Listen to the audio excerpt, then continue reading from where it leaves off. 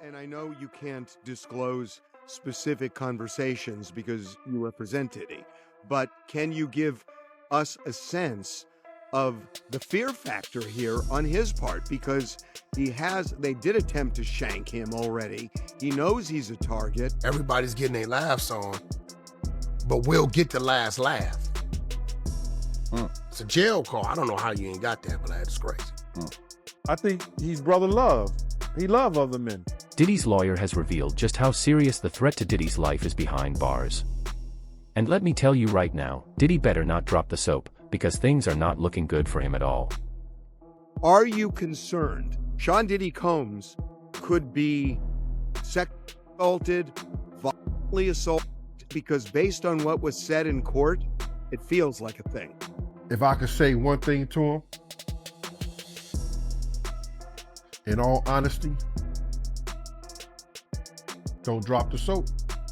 When Diddy's lawyer, Mark Garagos, appeared on the Two Angry Men podcast with Harvey Levin, he didn't sugarcoat what life in prison would look like for Diddy. From the start, he made it clear that Diddy isn't just another inmate, he's a high-value target. Garagos revealed that someone already tried to attack Diddy inside the Metropolitan Detention Center, but the guards intervened just in time to stop it. Diddy is going to spend definitely 2+ years in a federal prison. I just want to lay this out right now. He is a target because they talked about this in court. They said somebody tried to shank him already, and that he is a big target. Are you concerned that Sean Diddy Combs could be assaulted, violently assaulted? Is that a thing? Because based on what was said in court, it feels like a thing. Yeah, it clearly is a thing. I mean, they're already, and he did not want to make a big deal of it. They already tried to shank him once at the MDC, and that was thwarted. And it happens in prison. I mean, you and I could tick off how many times we are aware of somebody getting seriously injured or killed in prison. And so they're going to have to keep him somewhere that they can keep an eye on him. Garagos admitted that he hasn't spoken to Diddy since the sentence came down, but said it's only a matter of time before reality sets in. Diddy might be trying to keep a brave face for now, but prison life will be a massive shock, especially for someone used to controlling every part of his world. Meanwhile, Gene Deal has previously spoken about Diddy's alleged attraction to men, and now, it seems that could work against him in prison. You being around Puffy, isn't any truth to him being fruity? I don't know what you mean by really, do I see this man being fruity? Does a man like other men? I think he's brother love. He love other men. In fact, Wack 100, a music executive with insider information, even claimed that Diddy may have already willingly engaged in certain activities of that nature, and that Diddy's jail call was somehow linked to it. If Puffy has a boyfriend right now in jail, what do you think? I believe Puffy may have engaged in some activity. Right. They say the inmates, they fight each other over the right to make his bed in the morning. Anybody doing that is participating in the activity. If that's true, like, I don't know. I don't think Puffy would have to say that. But what do you think about that phone call? Which one? With him and his son. Nah, I didn't hear it. What, you didn't, come on. Nah, I didn't hear it. But which phone call? Who does your research for you? Just you? Nah, I got an assistant. Yeah, you need to talk to him. Okay. The prison called him and his son when he's talking about, is Jay-Z getting back to you? Not responding. Then he said, okay. Everybody out there quiet all of a sudden, huh? He said, yeah, he said, don't worry about it. He said, yo, such and such want to know what to do about his card note. He told him, yo, man, tell him to go host a show or something. Don't you see what I'm dealing with? He said, but everybody's getting their laughs on, but we'll get the last laugh. It's a jail call. I don't know how you ain't got that, but that's crazy. For reference, this is the jail call that Wack 100 was talking about. What up? How you living? Do not entertain none of this nonsense and nothing over the phone. Alright? I'm gonna need you to get rid of all the leftover pizza boxes. The what? All the boxes left over from the pizza. All the boxes. Make sure You recycle the plastic like you talked about. Yeah. Jay reach out yet? Nah, Bob. He ghosting. He just mother doing. He thinks sweet now because I'm in here. It's all good. You about to get out on bail. Everybody out there quiet as mom. Yeah. Yeah, Zach. We gonna let them have their little fun, but I'm still gonna have the last laugh. Like all these lawsuits though, Pop. Ain't none of them genius shit. I ain't worth nothing. Ain't got shit in my name anyway. Don't even worry about it. But some money hungry. One detail that caught everyone off guard was that Diddy had apparently scheduled a public speech for the Monday after his sentencing, almost as if he expected to walk out of court a free man. Even Harvey Levin was stunned, calling it completely tone-deaf. It suggested that Diddy and his team were in denial about what was coming. Behind the scenes, things weren't smooth either. Garagos hinted that Diddy's legal team was disorganized, too many lawyers, too many strategies, and not enough direction. He tried to keep things focused, but it was clear that this wasn't their strongest showing. And I know you can't disclose specific conversations because you represent Diddy, but can you give us a sense of the fear factor here on his part? Because they did attempt to shank him already. He knows he's a target. Now he knows that he faces upwards of 2 years, with credit and all. But is he freaked out? Well, I haven't talked to him since the sentence. I know in talking to him for innumerable times that, I would not say he's operating from a place of fear, although he was during the trial, as all defendants are, fearful. Nobody goes into a trial. Anybody who tells you they're not afraid when they're in trial is just lying through their teeth. But I think post-trial, he's acquitted himself well and was preparing himself for this. Obviously, I've got a lot to say about the sentence, but in terms of the fear factor, I think it's going to set in. I think over the next week, you're going to see him make some moves. And when I say make some moves, there's things you can do to try to figure out where and what you should do in terms of housing. So the judge gave him 50 months. And 5-0. And where he served 13, and when you look at the 15% credit, it's going to be 2 years and change that he's going to actually have to serve. I got to ask you something about something that happened in court today, and we talked a lot about this in the live stream, and I couldn't believe my ears that Diddy booked a speech for Monday. When I heard that, I thought, when the prosecution said hubris, it's like, oh yeah, the judge is going to let me out. It's no big deal. It was shocking to me that he would do something like that. It just seemed as tone deaf as just about anything I've heard in a long, long time. It's interesting. There's been a lot of things, and obviously because I'm involved, I don't want to second guess. I don't want to lay blame. I might do that next week.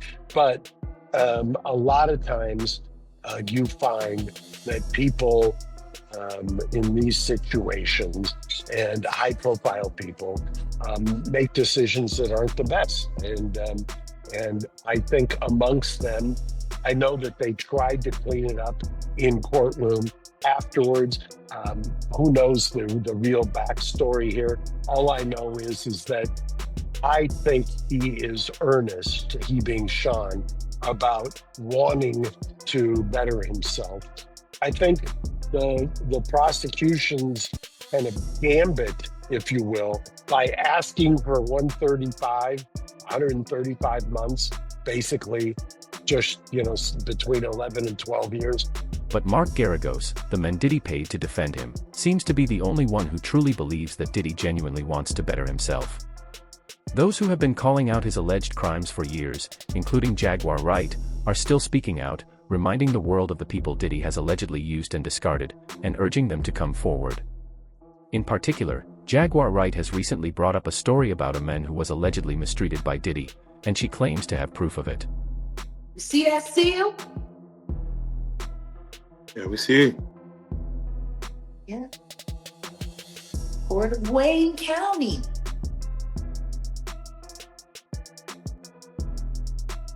Ask me why that means anything.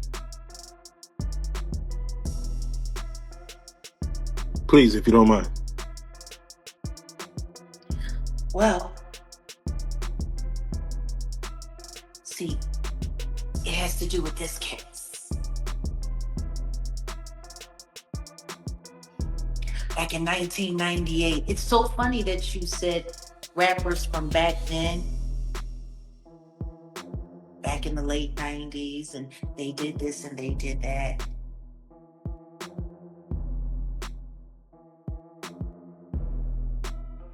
It's funny. Two different names, same case file. Nobody bothered to pay attention. This was filed on May 2nd, 1998. The defendant's name is Derek Lee Cordello Smith. Have you ever heard that name before? No. Please. He's a victim of Sean Combs. This is an exhibit.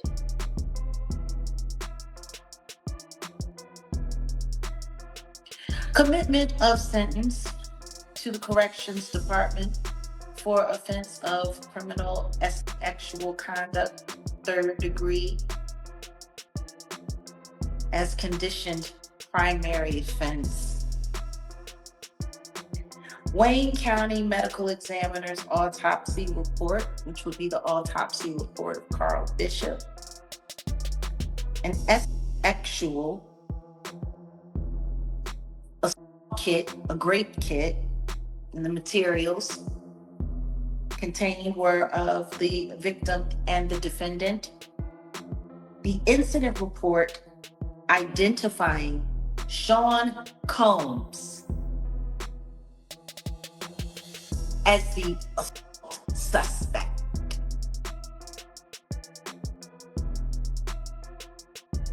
Well,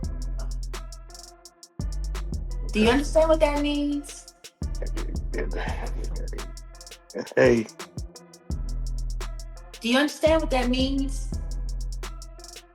What I'm holding right here in my hand in this device that I uploaded for protection of the records.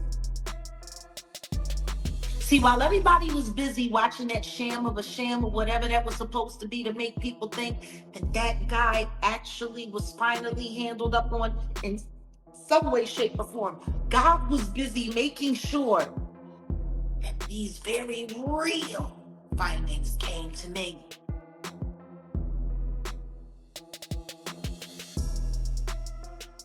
Do you see what I'm telling you? No, definitely. There's a great kid. And the diddler is the assailant. His DNA found inside a man. If this case ever comes to light, the so-called diddler may very well be finished for good. But now, there's one question on everyone's mind after Diddy's 50-month sentence came down. Backhand index pointing right, will Diddy appeal? Here's what his lawyer had to say.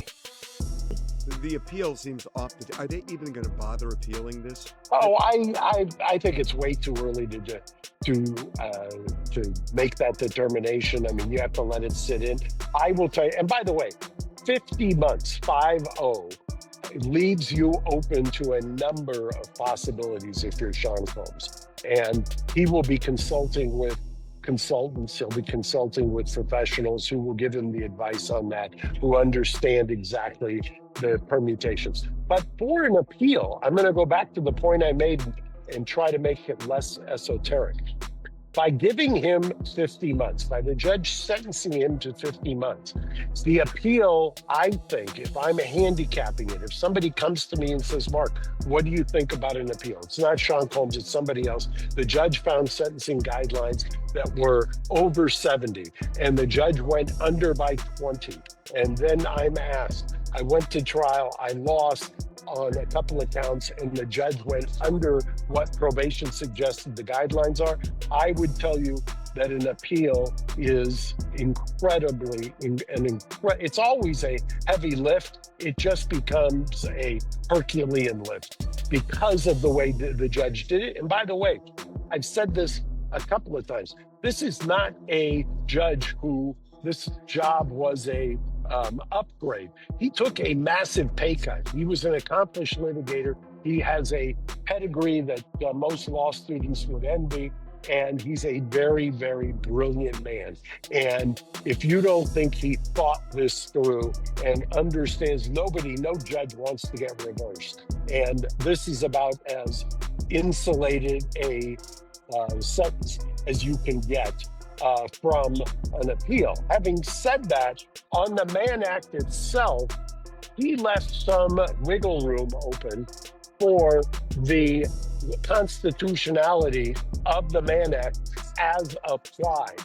That's a separate grounds for appeal than the sentence itself. As far as the sentence itself, I just think that's a lift. That's a bridge too far. As for Diddy's next steps, Garagos said the focus now shifts to survival, not courtroom strategy.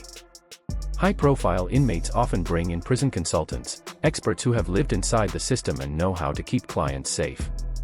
He explained that he speaks with these consultants almost daily, calling them essential to navigating prison life. They assist with everything, from understanding inmate hierarchies to influencing where someone is placed. According to Garagos, Diddy's team is already working to secure a safe replacement, likely at a low-security prison camp, a facility where inmates have limited freedoms, but face immediate transfer if they step out of line. These are far from luxury resorts, but compared to violent federal prisons, they're definitely a safer bet. It's a very hard discussion that criminal defense lawyers have to have weekly, if not more often. So you talk to these prison consultants all the time. What would they say to a high-profile person like this about avoiding other violent assaults? There's all kinds of things that, the first and foremost is, where do you get designated? That I can't emphasize enough, that before you do anything in terms of preparing yourself, you have got to take your best shot at designation. Now, you have some control over that. And when I say you, I'm talking about kind of the royal we, meaning the court. Your lawyers can inform, can bring stuff to the attention of those who make the designation. You can send them material. You can try to point out things. But ultimately, at the end of the day, that's a decision that is made internally. They have their own protocol. They've got their own checklist, so to speak, and they're going to designate you at a spot. Now, you do have remedies if you get designated to some place you don't necessarily think you belong.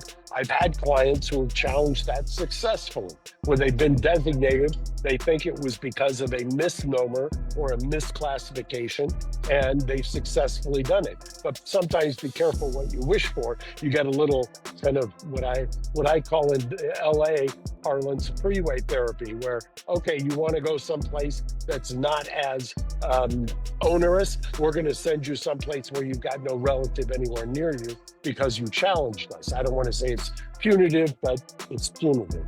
And so that is the next kind of effort that's going to be made, is to determine and to handle where the designation is. And I'll bet you TMZ breaks that news as to where the designation is, probably within minutes of when they make the designation. So let's say he is sent to a minimum security prison. Is he out of the woods when it comes to that kind of a...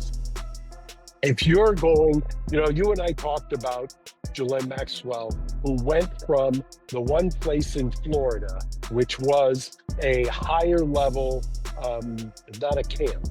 And she was transferred after she did the interview with the couple-day interview. She was transferred to what they call a camp in Texas, which I'm familiar with. I've had other clients in.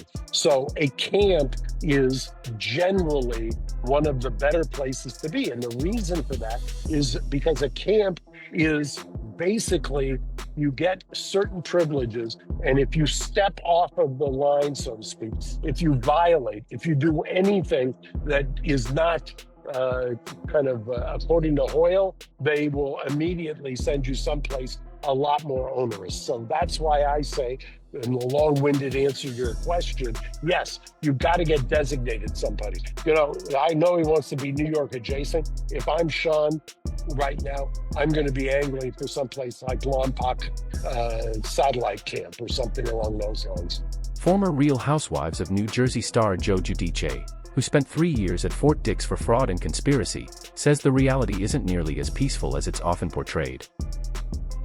And what he did was, and the argument was, that it's what's called acquitted conduct, meaning there was conduct that he was acquitted of. And the judge said he wasn't going to basically go into that kind of whole line of cases, but he was going to consider it as a factor. And he did consider it, obviously, as a factor. And he said he was going to send a message, basically deterrence effect. I always think of my father whenever a judge says, I want to send a message. My father used to say, shows you how old I am, you want to send a message, use Western Union. Still, Giudice attorney James J. Leonard Jr. defended the facility, saying it's considered one of the better federal prisons to serve time in. He's going to have a really rough time following the straight and narrow while he's in prison. Well, I've seen it personally. I think he has changed dramatically while in the jail, which is not a prison. I'll make that distinction. Pre-conviction, post-conviction. Pre-conviction jail, post-conviction prison. So he has changed dramatically. However, there's always that tendency. It's in the personality. I mean, you're 55 years old like Sean, you're 60 some odd like me, 70 some odd like you. It's very hard to change old habits. And the judge kind of said that in as much today in a different context, but it holds true everywhere. You're going to have to fight against that urge. You're going to have to fight against them. Sean said something that I thought in his statement was that it was humbling. And clearly it is humbling. And I will tell you, Harvey, and you've seen it with a lot of the people that you've followed over the years, there's various avenues that you can take. There's various decisions you make when you're in custody. And, you know, I always tout the Menendez brothers as making good decisions. There are others that I've had who've made incredibly bad decisions. I'm always hopeful that somebody makes the good ones. Yeah. That's likely why Diddy was so eager to serve his sentence at Fort Dix. The facility could mean less time behind bars if he qualifies for the RDAP program, Residential Drug Abuse Program. However, Judge Arun Subramanian, the same judge who sentenced Diddy, denied his request to be sent specifically to Fort Dix. The judge explained that he would only recommend a prison within the defense's preferred region, not a specific facility. Still, he did agree to recommend keeping Diddy as close as possible to the New York metropolitan area. So, for now, Diddy's dream of Fort Dix remains up in the air. The final decision lies with the Bureau of Prisons, not the court. If approved, Diddy could end up in a relatively calm environment, with family visitation access and time-off opportunities. But if denied, he could face a much tougher prison setting, one with fewer perks, more isolation, and no chance of early release. Even after Diddy completes his prison sentence, life won't return to normal. According to court documents, once released, Diddy will remain under supervised release for 5 years, meaning every move he makes will be closely monitored. During that time, he must check in regularly with a probation officer, submit to drug testing within 15 days of release, and continue random testing afterward. The court also ordered him to complete a full lineup of mandatory programs, including outpatient treatment, mental health counseling, and domestic violence classes. His probation officer will even have the right to show up unannounced, whether at Diddy's home or wherever he's staying. And it doesn't stop there. Diddy must live at a probation-approved location, and if there's reasonable suspicion that he's breaking any rules, officials can search his house, car, phone, or computer on the spot.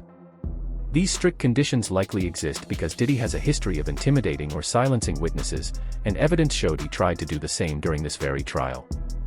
Disgraced music mogul Sean Diddy Combs is facing more scrutiny. Federal prosecutors have accused Combs of witness tampering from behind bars. He's in jail. The prosecution filed another motion on Friday urging the judge to not grant bail to the hip-hop star. They say he deployed a, quote, relentless effort to contact potential witnesses, including victims of his abuse, who could provide powerful testimony against him. He's doing that, again, from behind bars. Now, for context, Combs was arrested, charged in September with trafficking, racketeering, and transportation to engage in prostitution. And trying to get away with robbing him. You know, when Derek made his investment into Bad Boy, it wasn't just him. There were 9 other gentlemen that invested $150,000 each, by the way. Young black men saved up their money, stacked up their cash to invest into this animals company. And it's been appreciating all this time. Ask me how many of those investors, other than Derek, are still alive. Geez, how many? Sheesh. Kind of like Uptown Records. Only one left. Derek.